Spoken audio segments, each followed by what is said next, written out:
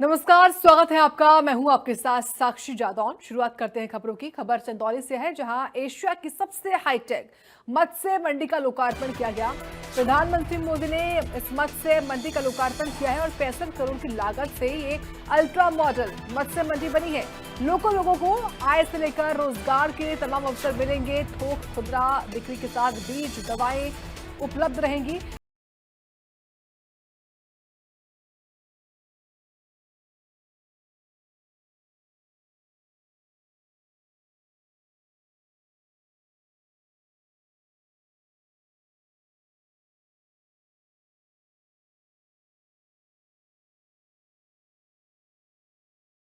रहेंगी। चंदौली से बड़ी अपडेट है, जहां पर एशिया की सबसे हाईटेक मत्स्य मंडी का लोकार्पण किया गया है। प्रधानमंत्री मोदी ने ही इस मत्स्य मंडी का लोकार्पण किया है। 65 करोड़ की लागत से बनकर तैयार हुई है ये अल्ट्रा मॉडल मत्स्य मंडी। इससे लोगों को काफी सुविधाएं होंगी, रोजगार के अवसर भी यहाँ पर उपलब्ध होंगे। थोक खुदरा बिक्री के साथ बीज दवाएं भी उपलब्ध रहेंगी। तो चंदौली से बड़ी खबर है, एशिया की सबसे हाईटेक मत्स्य मंडी बनकर तैयार और अब ये समर्पित भी कर दी गई है लोगों के लिए, यानी कि इसका उद्घाटन किया गया है। इस खबर पर हमारे सहयोगी अवनीश तिवारी जुड़ गए हैं, उनसे जानकारी हम लेंगे। अवनीश, एशिया की सबसे हाईटेक की मत्स्य मंडी है, इसकी विशेषताएं क्या है बताइए, और इसके लोकार्पण के साथ ही किस तरीके से ये आम जनता को, लोगों को लाभान्वित करने वाली है। जी डेफिनेटली आज प्रधानमंत्री नरेंद्र मोदी ने नई दिल्ली से प्रधानमंत्री मत्स्य योजना की जो शुरुआत की और उसके तहत इस मंडी का आज लोकार्पण किया गया। मैं आपको बता दूं 65 करोड़ की लागत से बनी हुई मंडी है, जिसमें 3 फ्लोर है। आउटलेट्स बनाए गए हैं रिटेल के लिए, होलसेल के लिए आउटलेट्स हैं। व्यापार जिसमें जो दुकानें होंगी वो रिटेल और होलसेल की होंगी। साथ ही साथ मछली उत्पादन के क्षेत्र में काम करने के लिए जो लोग इच्छुक हैं उनके लिए वहां पे जानकारियां मिल सकेंगी। मछलियों के लिए उपलब्ध होंगे बीज, होंगे दवाएं, सारी चीजें उपलब्ध होंगी। और एक ग्लोबल मार्केट जो चंदौली के लोगों को मिलेगा, साथ साथ आसपास के लोगों के लिए भी बड़ी चीज है, क्योंकि एशिया की सबसे बड़ी मंडी है। 2.5 एकड़ में बनी हुई और 10,000 स्क्वायर मीटर में मंडी बनाई गई है। 3 फ्लोर की मंडी और 3 इसमें जो है बिल्डिंग्स बनी है। कलकत्ता चूंकि यहाँ से नजदीक है, ऐसे में वेस्ट बंगाल के लोग भी यहाँ से बिजनेस आउटलेट, इस आउटलेट से बिजनेस कर पाएंगे, चूंकि होलसेल और रिटेल के लिए है। साथ ही साथ इसमें जो बात की गई है, लोकल लोगों को तरजीह देने की बात की गई है। जो छोटे रिटेलर्स हैं वो भी अपनी शॉप्स को यहाँ पे ओपन कर पाएंगे। तो ऐसे में एक बड़ा व्यापार चंदौली के लोगों को मिलेगा। साथ ही साथ चूंकि चंदौली की अगर बात करें तो चंदौली बिहार से सटा हुआ जिला, तो ऐसे में पड़ोसी राज्य के भी लोग यहाँ पे आके अपना बिजनेस कर पाएंगे। तो मछली के व्यवसाय में बिजनेस करने के लिए, किसानों को अग्रसर करने के लिए एक बड़ी सौगात आज प्रधानमंत्री नरेंद्र मोदी ने दी, जो कि एशिया की सबसे बड़ी अल्ट्रा हाईटेक मंडी बनकर तैयार है। आज वो उसका उद्घाटन भी कर दिया गया। अब टेंडरिंग की प्रक्रिया बाकी है, जिसमें कि लोगों को बिडिंग की प्रक्रिया बाकी है, जिसमें लोगों के लिए दुकानें उपलब्ध होगी। बहुत सारी सुविधाएं हैं इसमें। देख के जब इस बिल्डिंग को कोई देखता है तो समझ में आता है कि दूर से जो है वो मॉल की तरह है। पूरी शीशे की बिल्डिंग है, बहुत ही खूबसूरत है। और इस तरीके की अनोखी बिल्डिंग पूरे एशिया में नंबर 1 है। इस इधर आसपास कहीं भी इस तरीके की स्पेशली मछली के व्यवसाय से संबंधित कोई मंडी नहीं है। तो कुल मिला के चंदौली के लोगों के लिए बहुत बड़ी सौगात है। अपने तरीके की एक अनोखी मंडी की आज शुरुआत की गई है। जी निश्चित तौर पर अवनीश, देखिए सबसे हाईटेक है, अत्याधुनिक है और एशिया की सबसे हाईटेक मत्स्य मंडी है, तो काफी स्वाभाविक बात है कि लोगों को इससे फायदा होगा। ये बताइए कि इस मंडी को बनाने में कितना वक्त लगा और तब भी रोजगार उत्पन्न हुआ होगा, और अब जब ये बनकर तैयार है तो अभी भी रोजगार उत्पन्न नहीं हुआ होगा। जो लोकल लोग हैं उनके क्या रिएक्शंस है? लोकल लोगों के रिएक्शंस बहुत अच्छे हैं। लगभग 2 साल हो गए इस पे काम लगे हुए। 2 साल से बन रही थी मंडी। 65 करोड़ रुपए में बनी है। हालांकि गोरखपुर की कंपनी ने इसको बनाया, लेकिन इसके बावजूद जो लेबर कॉस्ट है, वो लेबर है वो यहीं चंदौली के हैं। साथ ही साथ मटेरियल, बिल्डिंग मटेरियल, तमाम सारी जो चीजें हैं वो यहीं से लोकली परचेज की गई। तो बिल्डिंग के बनने में भी कई लोकल लोगों को रोजगार मिला है। साथ ही साथ जब ये बन के तैयार है तो ऐसे में लोगों में खुशी है, क्योंकि कैबिनेट मंत्री संजय निषाद भी यहाँ पे पहुंचे थे, लोगों से बात किया, और साथ ही साथ जो मछुआ समुदाय के लोग हैं विशेषकर उनमें खुशी है, क्योंकि मछली का व्यवसाय करने के लिए एक अच्छी जगह है तहजीब, और साथ ही साथ लोकल लोगों को अगर इसमें इंपॉर्टेंस दी जाती है तो लोकल लोगों का भी रोजगार बढ़ेगा, क्योंकि एशिया में सबसे यूनिक है। और ऐसे में लोकल लोगों के साथ साथ आसपास के जो राज्य हैं वहां से भी लोग यहाँ पे बिजनेस करेंगे, तो एक हब बनेगा ये, और इससे एक्सपोर्ट इंपोर्ट का भी काम शुरू किया जाएगा। जी बिल्कुल, बहुत धन्यवाद आपका अवनीश तिवारी, विस्तार से बताने के लिए इस बड़ी खबर के बारे में। बढ़ते आगे खबर देवबंद से है, जहां अफगानिस्तान के विदेश मंत्री का दौरा रहा। बताइए, यहाँ पर अमीर मुतक्की ने देवबंद दारुल उलूम का दौरा किया है। कहा कि दोनों देशों के संबंध और बेहतर होंगे। ये तमाम बातें अमीर खान मुतक्की ने कही।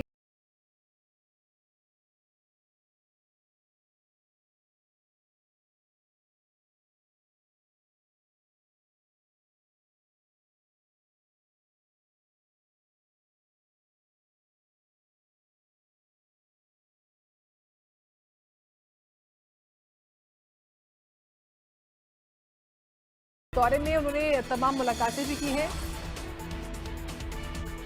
और सहयोगी प्रशांत आगे जुड़ गए, उनसे जानकारी हम लेंगे। अब प्रशांत, अफगानिस्तान के विदेश मंत्री जब पहुंचे तो उन्होंने देवबंद में कहां कहां पर दौरा किया, कितनी मुलाकातें उनकी रही, क्या कुछ रहा? जी बिल्कुल, मैं बता दूं, आज जिस समय वो 11:35 पर देवबंद पहुंचे थे, लगभग 11 से 11:30 से 2 बजे तक वो देवबंद में रहे। लेकिन उसके बाद कुछ कार्यक्रम में अव्यवस्था और कहीं ना कहीं भारी भीड़ जुट जाने के कारण उन्हें बीच में ही वहां से दौरे को छोड़ना पड़ा, और सुरक्षा कारणों का हवाला देते हुए स्थानीय प्रशासन ने उनको फिर दिल्ली के लिए रवाना कर दिया।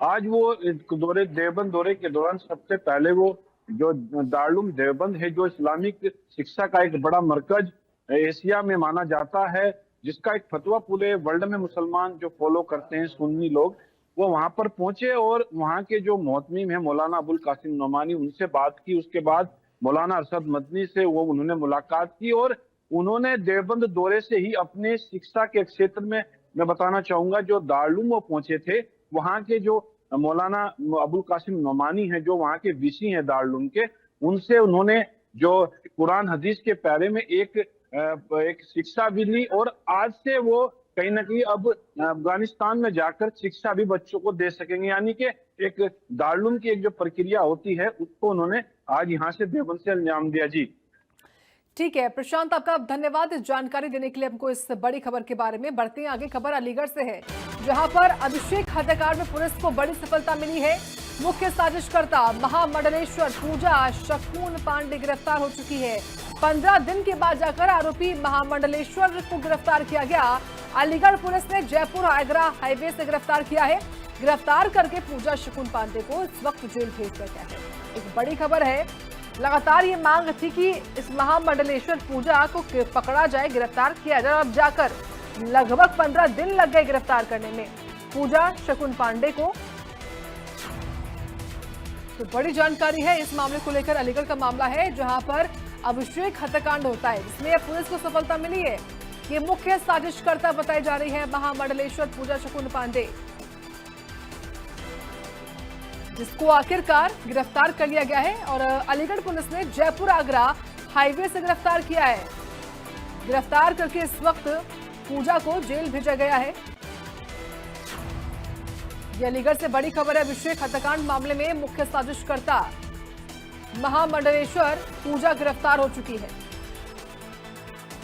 अलीगढ़ में पुलिस को सफलता मिली है। अभिषेक हत्याकांड मामले में निश्चित तौर पर 15 दिन बाद जाकर इस आरोपी को गिरफ्तार किया गया है, जो खुद को महामंडलेश्वर बताया करती है। नाम है पूजा शकून पांडे। अलीगढ़ का मामला है।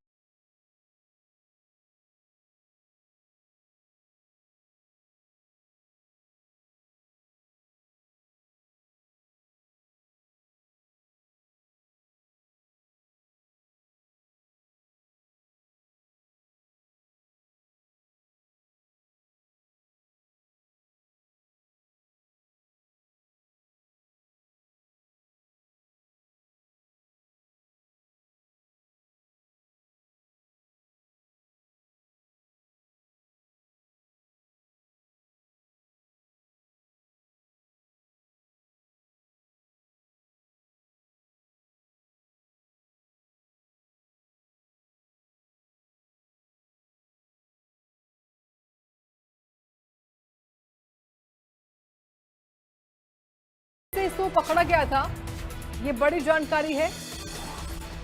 अभिषेक हत्याकांड में पुलिस को सफलता मिली है और आखिरकार ये मुख्य साजिशकर्ता पूजा शकुन पांडे गिरफ्तार हो चुकी है। लगातार पुलिस मामले में छानबीन कर रही थी, तलाशी ली जा रही थी और अब ये मुख्य साजिशकर्ता पूजा शकुन पांडे गिरफ्त में आई है।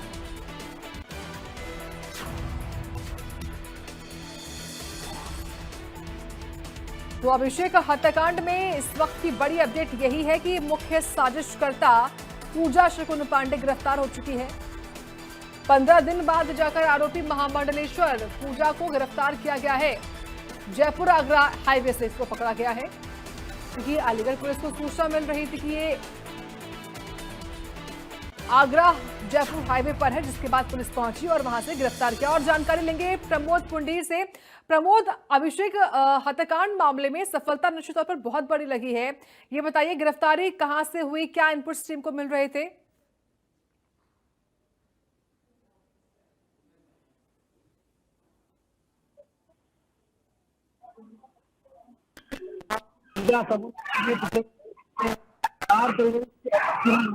गिरफ्तारी के लिए 4 टीमों को किया गया था।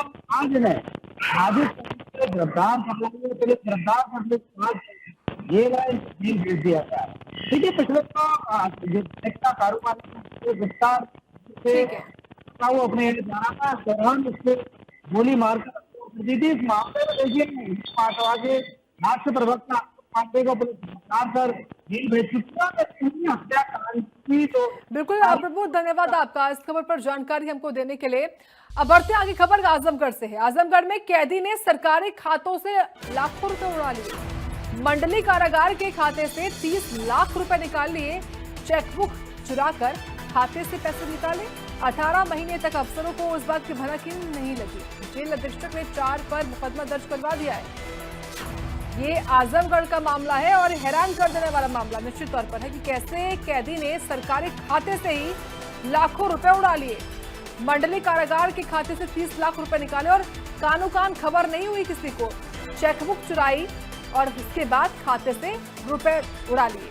18 महीने हो गए लेकिन अफसरों को इस बात की भनक तक नहीं लगी, जिसके बाद फिलहाल जेल अधीक्षक ने 4 लोगों पर मुकदमा दर्ज करवाया है। तो आजमगढ़ से आई ये खबर हैरान करने वाली है और साथ ही ये बताती है कि किस तरीके से पुलिस चौकन्ना नहीं रहती, क्योंकि 18 महीने तक पुलिस को इस बात की भनक तक नहीं लगी कि सरकारी खजाने से ही पैसे निकाले गए हैं। और ये किसी और ने नहीं बल्कि जेल में बंद कैदी ने ही किया और 18 महीने तक अफसरों को इस बात की भनक तक नहीं लगी। फिलहाल जेल अधीक्षक ने 4 लोगों पर मुकदमा दर्ज करवाया है। ये बड़ी अपडेट इस वक्त के सामने आई है आजमगढ़ से कि कैसे कैदी ने सरकारी खाते से लाखों रुपए उड़ा दिए। तो मंडली कारागार के खाते से 30 लाख रुपए निकाल लिए। चेकबुक चुराई, उसके बाद खाते से रुपए निकाल दिए। इसमें किस किस की संलिप्तता रही, ये फिलहाल जांच का विषय है कि कितने लोग और शामिल थे। क्या कोई जेल विभाग का ही, जेल कारागार का ही कोई कर्मचारी रहा जिसने सहायता दी होगी इस कैदी को। फिलहाल इस लिहाज से भी कार्रवाई की जा रही है। लेकिन ये मामला चौंकाने वाला भी है, हैरान करने वाला भी, कैसे 18 महीने तक अफसरों को भनक नहीं लगी कि कैदी ने 30 लाख रुपए चुरा लिए। फिलहाल जेल अधीक्षक ने 4 लोगों पर मुकदमा दर्ज करवाया है, जिनके खिलाफ कार्रवाई चल रही है मामले में।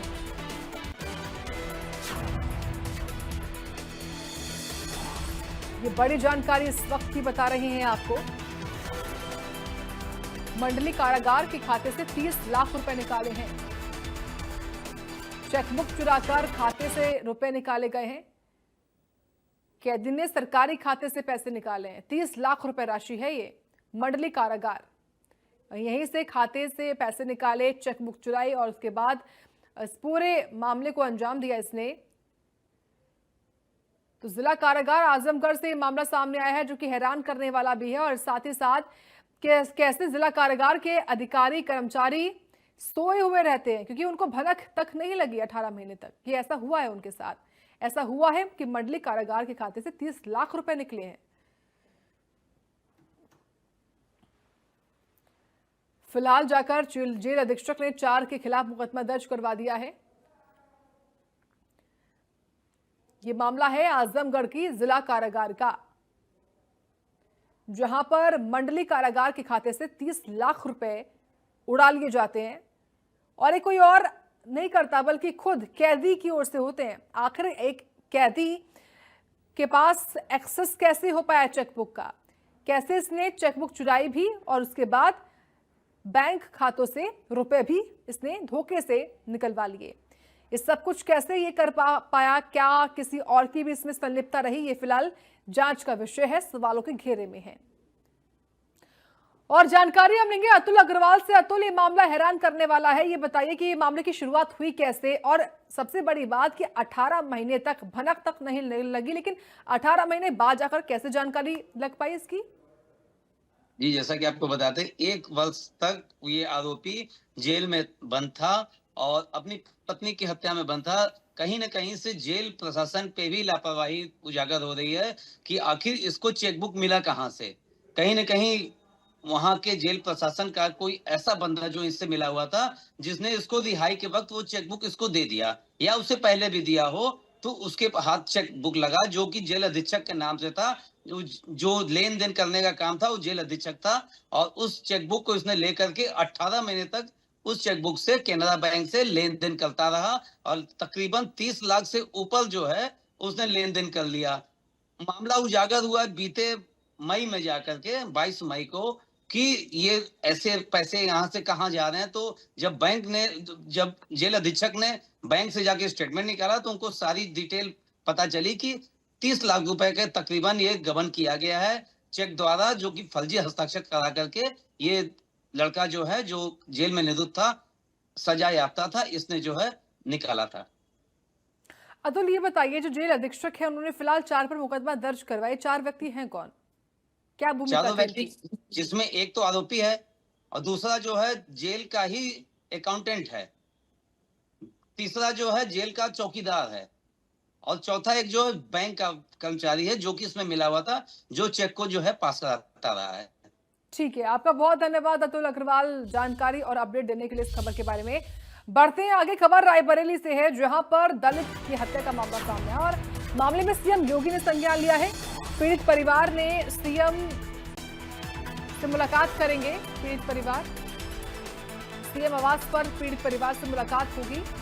फतेहपुर से लखनऊ पीड़ित परिवार आया है, यह बड़ा अपडेट आया जैसे इस मामले में। रायबरेली में हुई दलित की हत्या मामले को लेकर बड़ा अपडेट ये कि जो पीड़ित परिवार है वो अब मुलाकात करेगा सीएम योगी से। हालांकि सरकार की ओर से 2 मंत्री गए थे परिवार से मुलाकात करने के लिए, जहां सरकार ने आर्थिक सहायता भी दी है इस परिवार को। अब अपडेट ये है कि जो पीड़ित परिवार है वो खुद मुख्यमंत्री से मुलाकात करेगा, जिसके लिए लखनऊ भी आ चुका है परिवार। लखनऊ से बड़ी जानकारी है कि कैसे रायबरेली में हुई दलित की हत्या मामले में जो पीड़ित परिवार है वो अब लखनऊ आया है, जहां पर सीएम से मुलाकात होगी। हालांकि सरकार की ओर से 2 मंत्री जाते हैं मुलाकात करने के लिए, वो आर्थिक सहायता भी देते हैं, आश्वासन देते हैं कार्रवाई का, न्याय का, लेकिन अब खुद सीएम से मुलाकात करेगा ये परिवार। और हमारे सहयोगी वर्षा साही जुड़ गए हैं, उनसे जानकारी हम लेंगे इस मामले को लेकर। वर्षा, तो देखिए हम वर्षा के पास जाएंगे, लेकिन उससे पहले ये बड़ी खबर है, इस खबर के बारे में बताएं आपको किस तरीके से मामले में सीएम योगी ने संज्ञान लिया है। और हमारे सहयोगी वर्षा साही जुड़ गई हैं, उनसे जानकारी लेते हैं। वर्षा, देखिए मुख्यमंत्री की ओर से दोनों मंत्री जो है वो जाते जरूर हैं, आश्वासन देते हैं और आर्थिक सहायता भी देते हैं। फिलहाल परिवार लखनऊ आ चुका है, क्या जानकारी, मुलाकात कब होनी है? देखिए, बिल्कुल जिस तरीके से रायबरेली में हरिओम दलित की हत्या होती है और हत्या होने के बाद मुख्यमंत्री योगी आदित्यनाथ ने पूरी तरीके से संज्ञान लिए, पूरे मामले पर संज्ञान लेने के बाद अब ये बताया जा रहा है कि 2 मंत्री जो थे वो भी मुलाकात करके आए। लगभग 13,54,000 रुपए सरकार की तरफ से आर्थिक सहायता भी दी गई, लेकिन अभी वो मुलाकात हो चुकी है। मुख्यमंत्री योगी आदित्यनाथ के इसी आवास पर वो मुलाकात चल रही है। थोड़ी देर बाद पीड़ित परिवार बाहर आएगा और अपने बयानों को देगा कि आखिर किस तरीके से जो हत्या हुई, जो अफवाह उड़ाई गई, वो आखिर क्या थी और किस तरीके से हत्या की गई। उसके बाद आरोपियों को पकड़ा भी गया, 21 आरोपियों को चिन्हित किया गया था, 12 आरोपियों को पकड़ा गया और उसके बाद अभी 9 आरोपियों की और तलाश की जा रही है। थोड़ी देर में जो हत्या जिसकी हुई थी उसके परिवार के लोग मुलाकात करके बाहर आने वाले हैं। मुलाकात हो चुकी है मुख्यमंत्री योगी आदित्यनाथ से। पीड़ित परिवार पूरी तरीके से अपने दुख को बयां कर रहा है कि आखिर कैसे जो हत्या हुई वो अफवाहों की वजह से हुई और क्या क्या चीजें रही, क्योंकि ये जो पूरा मुद्दा है वो विपक्ष की तरफ से बहुत ही ज्यादा टारगेट करके उठाया गया और जिस तरीके से ये मुद्दा उठा उसके बाद ये कह सकते हैं कि काफी ज्यादा हाईलाइटेड रहा उत्तर प्रदेश से लेकर केंद्र की राजनीति में, क्योंकि रायबरेली एक ऐसा सेंटर पॉइंट है जहां से सांसद राहुल गांधी के सांसद होने की वजह से उन्होंने वो मुद्दा उठाया और आज गहमागहमी इसलिए भी मची रही क्योंकि कांग्रेस के प्रदेश अध्यक्ष अजय राय इस परिवार से मिलने के लिए फतेहपुर जा रहे थे, लेकिन उनकी मुलाकात ना हो पाई और उनको हाउस अरेस्ट कर लिया गया। कांग्रेस कार्यालय पर भी बड़ा बवाल हुआ। अभी इस समय मुख्यमंत्री योगी आदित्यनाथ परिवार से मुलाकात कर रहा है, मुलाकात करके उनके बारे में जान रहा है और देख रहा है कि आखिर और क्या क्या परेशानियां हैं, क्योंकि जिस तरीके से पीड़ित की बेटी है उसको 2500 रुपए स्कॉलरशिप की बात कही गई है, मंत्रियों की तरफ से एक राशि दी गई है। मुख्यमंत्री योगी आदित्यनाथ से मिलने के लिए रायबरेली से विधायक मनोज पांडे उनके साथ मौजूद हैं, वो भी साथ में मुख्यमंत्री आवास पे अभी मौजूद है, उनकी मौजूदगी है, वो मिलवाने के लिए पूरे परिवार को लाए हुए हैं। तो अभी थोड़ी देर में आके ये पता चलेगा कि आखिर किस तरीके से जो पीड़ित परिवार है वो परेशान है और क्या क्या चीजें और परेशानी बची हुई है। बिल्कुल निश्चित तौर पर वर्षा, लेकिन ये बताइए क्योंकि लगातार आप तमाम अपडेट्स हमको दे रही हैं, आपका बहुत धन्यवाद जानकारी हमको देने के लिए इस खबर के बारे में। फिलहाल मुख्यमंत्री मुलाकात कर रहे हैं इस पीड़ित परिवार से। बढ़ते हैं आगे, खबर बागपत से है जहां पर ट्रिपल मर्डर से सनसनी मची है। मौलाना की पत्नी 2 बेटियों की हत्या हुई, मस्जिद में घुसकर धारदार हथियारों से हत्या की। अज्ञात हमलावरों ने घटना को अंजाम दिया है। मौके पर पहुंचे पुलिस के अधिकारी इस वक्त पता लगा रहे हैं कि आखिर वो आरोपी कौन है जिन्होंने इस हत्या को अंजाम दिया। तो पत्नी और 2 बेटियां बताई जा रही है मौलाना की, जिनकी हत्या कर दी गई है और खुद मस्जिद में घुसकर इस वारदात को अंजाम दिया है। अज्ञात हमलावर ये बताए जा रहे हैं जिन्होंने घटना को अंजाम दिया। ये हालांकि पुलिस मौके पर पहुंचकर मामले की तफ्तीश अब कर रही है। ये बड़ी खबर इस वक्त की सामने आई है बागपत से, जहां पर ट्रिपल मर्डर हुआ है और ट्रिपल मर्डर होने से इलाके में सनसनी का माहौल है कि कैसे मस्जिद में घुसकर एक मौलाना की पत्नी और उनकी 2 बेटियों पर हमला होता है, धारदार हथियार से हत्या कर दी जाती है और इस हत्या को अज्ञात हमलावरों ने अंजाम दिया है। मौके पर पुलिस के अधिकारी पहुंचे हुए हैं।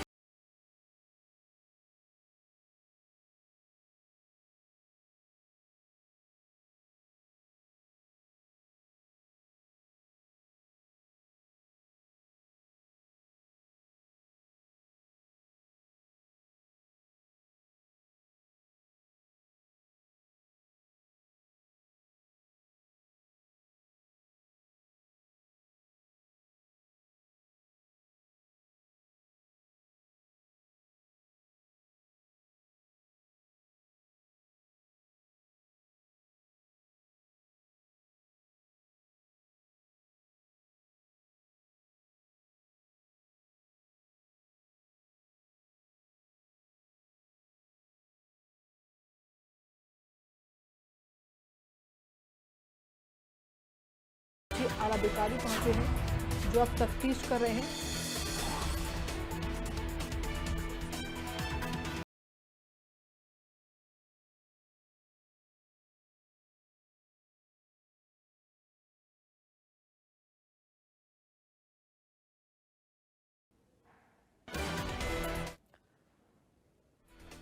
और इसी खबर के साथ इस बुलेटिन में इतना ही। आप देखते रहिए इंडिया।